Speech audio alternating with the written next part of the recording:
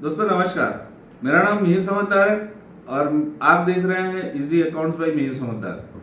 आज हम चर्चा करेंगे हमको ये टैक्स ऑडिट के समय में किस किस स्टेटमेंट की जरूरत पड़ती है। चूंकि स्टेटमेंट यदि नहीं मिलता है तो हमको ऑडिट में बहुत तकलीफ आता है और डेटा बहुत डिफर हो जाता है, जो कि अगले साल उसको सुधारने के लिए बहुत परेशानी होती है। तो इस वीडियो के साथ आप कागज पेन लेके बैठिए।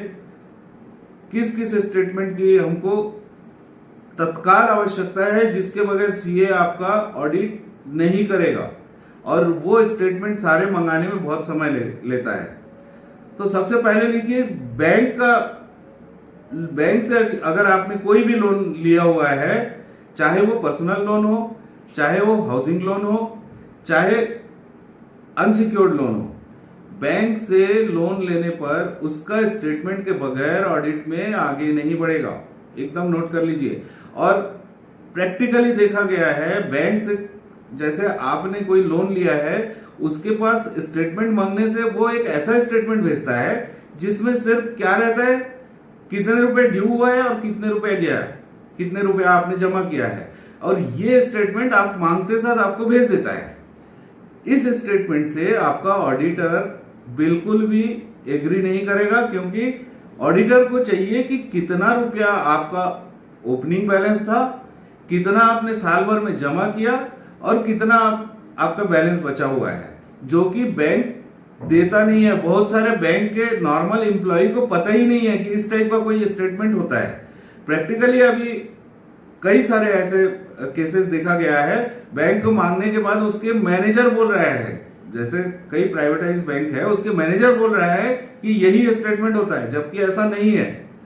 आपने आपके खाते में मान लीजिए 25 लाख रुपए बैलेंस था लास्ट ईयर, तो वो ओपनिंग में दिखना चाहिए।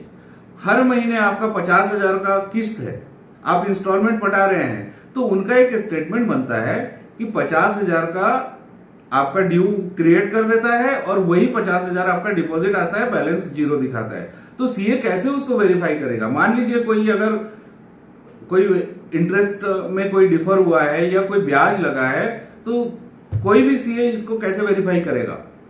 तो मैनेजर से बोलिए कि इसकी जगह में आप शेड्यूल भी ले लीजिए उनसे। उस शेड्यूल में आपका हर महीने में कितना मूलधन जा रहा है और कितना ब्याज जा रहा है, ये पूरा डिटेल रहता है। उस हिसाब से वो एक बार सीए एक्सेप्ट कर सकता है।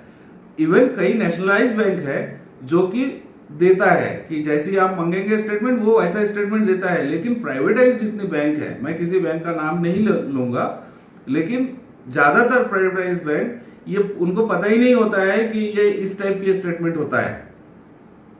दूसरा हो गया आपका जो क्रेडिटर है, जो वेंडर है, जिनके साथ आपका लेन देन चलता है, उनसे स्टेटमेंट तत्काल मांगिए। आप हवाला दे सकते हैं कि अभी आपका सीए मांग रहा है, या सीए के पास अभी ऑलरेडी आपका इतने समय जा चुका है, अब अगला 15-20 दिन ही बचा हुआ है, जिसमें अभी तक अगर तुरंत स्टेटमेंट नहीं देंगे तो सीए वो हाथ नहीं लगाएगा। आपको पता ही होगा कि यदि आपने समय पे ऑडिट रिपोर्ट सबमिट नहीं किया, सीए ने बना के अगर सब अपलोड नहीं किया, तो आपका टर्नओवर का कितना परसेंट लगेगा? 0.5%, जो कि मैक्सिमम 1.5 लाख तक लगता है। तो 1.5 लाख कोई कम पैसा तो है नहीं, आप क्यों देंगे? तो उनको ये हवाला देके आप तुरंत उनका स्टेटमेंट मंगाइए कि आपको ऑडिट सबमिट करना है, और उसका मिलान करके ही दीजिए।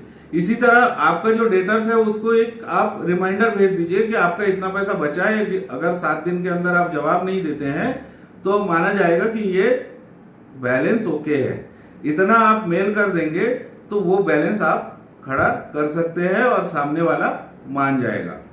तो इस तरीके से जितने स्टेटमेंट है सारे स्टेटमेंट मंगाइए, मंगा के सीए को ऑडिट में दीजिए, आपका ऑडिट बहुत स्मूथ चलेगा। यदि आपको ये वीडियो अच्छा लगे तो प्लीज इसे लाइक और शेयर करिए, और हमारे इस चैनल को सब्सक्राइब करना बिल्कुल मत भूलिए यदि आपने अभी तक सब्सक्राइब नहीं किया है। धन्यवाद।